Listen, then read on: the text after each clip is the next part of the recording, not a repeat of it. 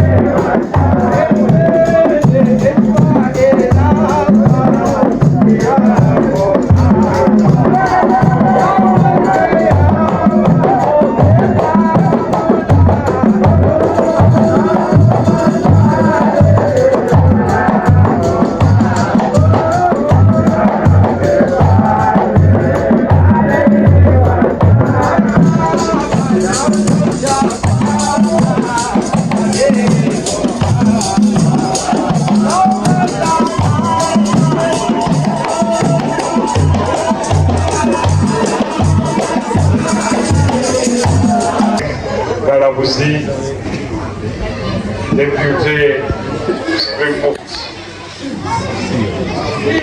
Kuno omukolo gwambala Supreme Court gwali omumyuka we disitulikati ekimudde gwali President General Misbahudeen. Allah ate Allahu Akbar, la ilaha illallah, Allahu Akbar, Allahu Akbar, walillahi alhamd. Mukadde wange Imaamu w'obuddu muno naye wali tekamanya ndowooza bonna babanjulidde n'ebijanjabiwa sebo nzikiriza nsitule ba Misbahudeen bonna basituke bakutoolere salaamu nga nange mwendi sebo ne President General ali awo Sheikh Jamilu sebo, assalaamu alaikum wa rahmatullahi wa barakatuh.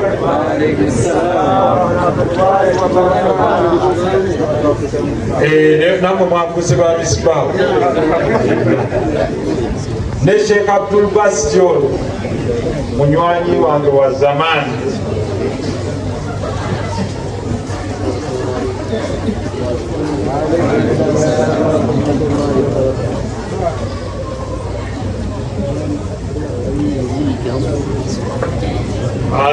Sebo mukadde wange amaka g'omugenzi Haji beerabidde nti ba Misbahu ambajjukize just basituke nga mulimu Dr. Sebatono ne muganda wange Kanso Kajubi beerabidde bwerabidde.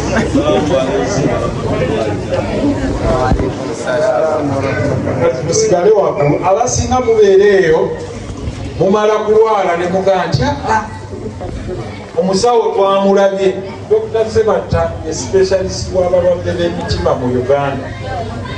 Akati tujja kubeera awo otambula osunga olinda gwe banaakuleetera nga tomanyi nti wo wa munju.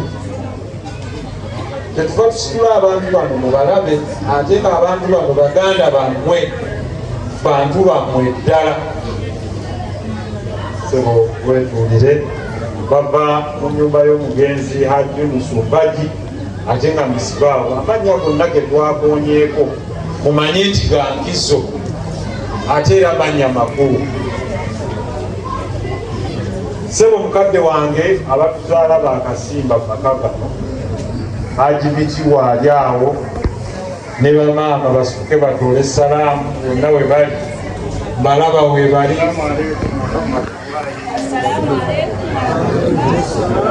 Maama Alima waali awo tukwagala nnyo nnyo nnyo nnyini ddala era tubaagalira ddala.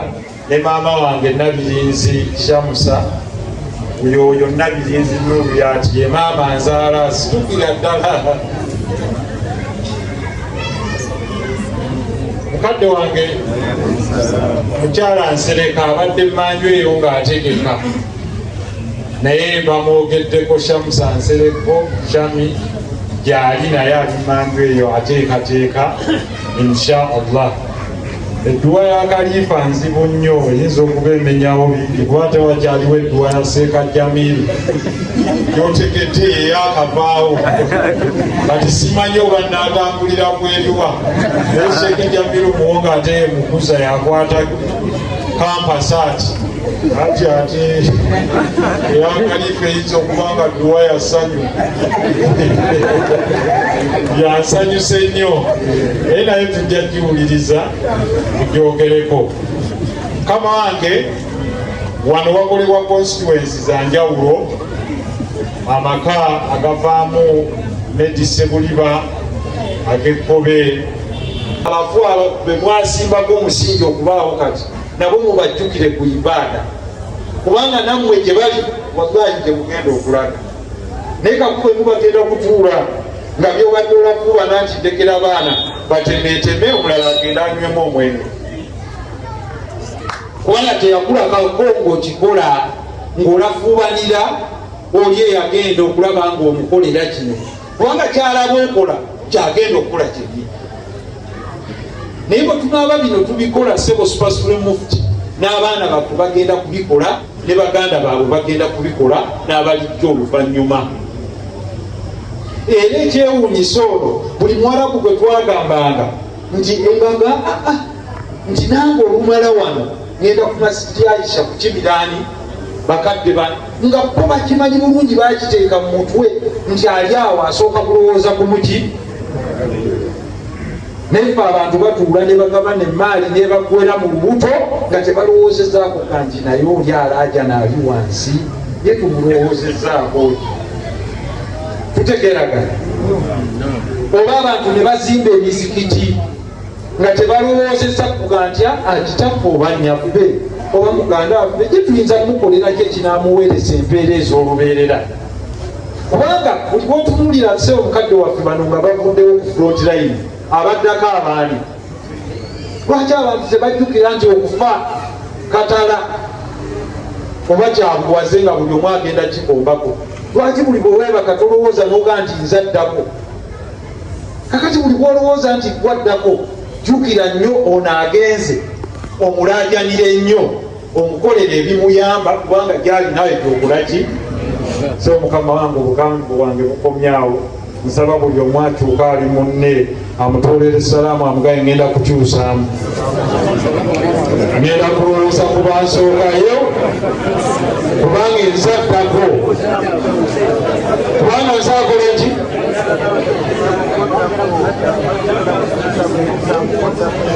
sikyaddayo kulagajjalira bantusookayo genda ekigambe bunno sikyaddayo kulagajjalira bansookayo kubanga nange ku kkubo mwekolaki.